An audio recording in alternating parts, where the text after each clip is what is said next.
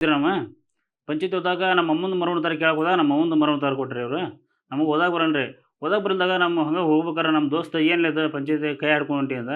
"ಪಂಚಾಯತಿ ಹಂಗೆ ಹಿಂಗೆ ಕೊಟ್ಟಾರ್ಲೆ" ಅಂದ. "ಇಲ್ಲ ನಿಮ್ಮ ಅವ್ವಂಗೆ ಕೊಟ್ಟಾರ ಅವ್ರು, ನಿಮ್ಮ ಅಮ್ಮಂಗೆ ಕೊಟ್ಟಿಲ್ಲ" ಅಂದಮೇಲೆ ಹೋದೆ. ಹೋಗಿದ ಮ್ಯಾಗ ನಾನೊಂದು ಫೋಟೋ ಹೊಡೆದು ಇಟ್ಕೊಂಡಿದ್ದೆ ರೀ ಅದ್ರದ್ದು.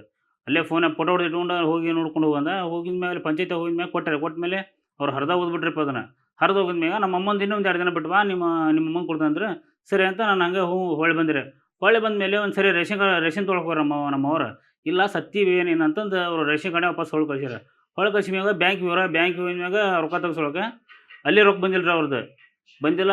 ಬಂದ್ಮೇಲೆ ಆಕಿ ನಮ್ಮ ಮಮ್ಮಿಯವ್ರಿಗೆ ಭಾಳ ಅವಾಗ ಸುಸ್ತಾಗಿ ಇದನ್ನ ಬಿದ್ದುಬಿಟ್ಟಾರೆ ಅಲ್ಲೇ ಮೂರ್ಛೆ ಬಂದು. ಮೂರ್ಛೆ ಬಂದು ಬಿದ್ದ ಅವ್ರು ನಮ್ಗೆ ಬ್ಯಾಂಕ್ನವ್ರು ಫೋನ್ ಮಾಡಿ "ಹಿಂಗಿಂಗೆ ಆಯ್ತಪ್ಪ, ಹಿಂಗಿಲ್ಲ ನಿಮ್ಮ ಅವ್ವರ್ದು ಮರವಣ ತರ ಬಂತು ನಮ್ಮ ಹತ್ರ.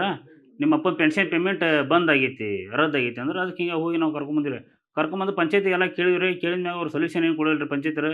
ಅವ್ರಿಗೆ ಏನಾಗೈತಿ ಎಂತೈತಿ ಮತ್ತು ಆಲ್ರೆಡಿ ಅವ್ರ ಮನೆಗೆ ಮರವಣ ತರ ಹೋಗ್ಬಿಟ್ಟೈತಿ. ಮತ್ತು ಅವ್ರ ಅಪ್ಪಂದು ಪೇಮೆಂಟ್ ಇಂದನೇ ಬದುಕ್ತಿದ್ರು ಅವ್ರು. ಅದು ತಲೆ ಕೆಡಿಸ್ಕೊಳ್ಳಿಲ್ಲ ರೀ. ಸುಮ್ಮನೆ ಆಗ್ಬಿಟ್ರಿ ಅವ್ರು. ಸುಮ್ಮನೆ ಆಗಿದ್ಮ್ಯಾಗ ಬೆಂಗಳೂರು ಹೋದ್ರೆ ಬೆಂಗಳೂರು 2 ಮರಿ ಸೊರೆ ಹೋಗಿದಾರೆ. ಸುತ್ತಮುತ್ತ ಎಲ್ಲೆಲ್ಲಿ ಆಧಾರ್ ಕಾರ್ಡ್ ಸೆಂಟರ್ ಅದಾವ ರೀ, ಅಷ್ಟು ಕಡೆ ಹೋಗಿ ಬಂದೇನಿ ರೀ.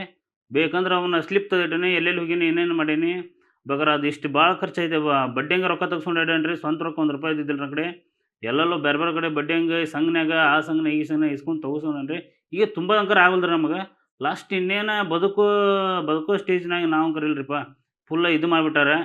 ಹಿಂಗಾಯ್ತು ನೋಡ್ರಿಪ್ಪ ನಮ್ಮ ಜೀವನ. ನೀವು ಎಲ್ಲ ನ್ಯಾಯ ದೊರಕಿಸ್ಕೊಡೋದು ನಿಮ್ಮ ಕಡೆ ಐತಿ.